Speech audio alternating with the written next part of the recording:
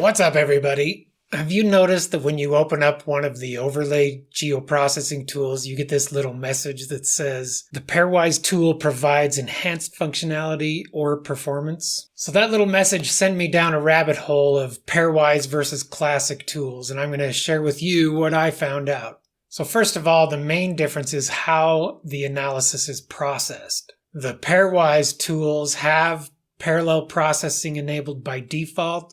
Most of the classic tools can have parallel processing enabled, but you have to do it through an environment variable, and I'll show you how to do that in a minute. There are two classic tools that can't use parallel processing, and those two tools are the Dissolve tool and the Integrate tool. If you want to enable parallel processing for the classic tools, you go to the Environment tab, and you change this setting right here. It's called the parallel processing factor. Now, if you're like me, you have no idea what you're supposed to put in that box. Hover your mouse over this blue information button and read up on how you can determine what value would be best to go in that box. Basically, what it's saying is you can enter the number of processes you'd like the tool to use. And that equates to how many cores of your CPU it will use. You can enter a whole number in there, or I think the better way would be just a percentage, up to 100%. 100% would say use all the cores, and 50% would say use half, and so forth. If you don't know how many cores your CPU has, you can find out by opening the Task Manager. You can do that using the keyboard shortcut of Control-Shift-Escape. Then you switch to the Performance tab, and your number of cores is right here. So I thought I would run a process with the Pairwise buffer tool against the OG buffer tool. So I downloaded this large layer of address points from the state of Utah. It has 1.3 million address points, and I told the tool to buffer each address point by 300 feet. And then I did it with different values in that environment variable. So here's a graph with the results showing Pairwise versus the classic. You can see that changing the parallel processing factor had zero effect on the results. It always took about the same time for both Pairwise and classic. Then just to be sure, I ran the OG buffer tool using a whole number instead of a percentage and got about the same results, 7.5 minutes or so. So each overlay tool has some individual considerations you might want to watch out for. For the buffer tool, the documentation says the output features of the Pairwise buffer tool are less smooth. I ran it and compared the two, and I couldn't determine any kind of less smoothness, but I just did points. I didn't do lines, so that may be different for lines and polygons. You can control the smoothness by changing the maximum offset deviation parameter, but it does say be careful by increasing that too much or decreasing it too much. It's going to really affect the results.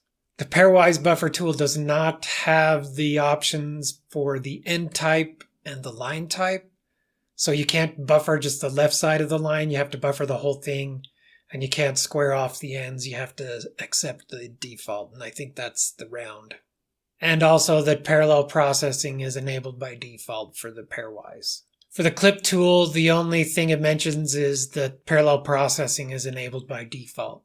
For Dissolve and Erase, the documentation says that the Pairwise and the Classic can be used interchangeably, and also that parallel processing is enabled by default for the Pairwise. For the Integrate tool, the internal tolerance of the Pairwise tool is slightly larger than the Classic tool, and that's because of the differences in the underlying engines that do the integrating. And once again, Pairwise uses the parallel processing by default. For the Intersect tool, the documentation says the Pairwise versus Classic tool, they're fundamentally different, and you need to know how they are different. They do provide a link, and I'll put that link in the description so you can check that out and see the differences there. It's too much to go into in this video. And again, the Pairwise Intersect tool uses the parallel processing by default. So that's individual considerations for each of those tools. For all these tools, there are some functional considerations that you need to know. The first is it's bad to be projecting on the fly. So make sure the map and the features you're processing are in the same spatial reference. And you should also just use the default XY tolerance and XY resolution. There's been a lot of effort to determine the best numbers for those defaults, so it's recommended you just leave those alone. And I checked, they're really tight. I think the tolerance is just barely over a millimeter, and then the resolution is less than a millimeter. Another functional consideration is the geometry for your input features needs to be good. So validate your geometry. If your tool fails, that's probably why the geometry is bad in some of those features. And now we're going to talk about some performance considerations. If your input features have lots of overlap, it's going to slow the process down a lot. Huge features are also a problem. If you've got really large features and they have tons and tons of vertices, that's going to cause problems. The documentation mentioned an example of like edge of pavement, where it's one continuous large polygon with lots and lots of vertices defining that edge. Something like that's going to really bog down the process. And just like projecting on the fly, all of your inputs should share the same spatial reference.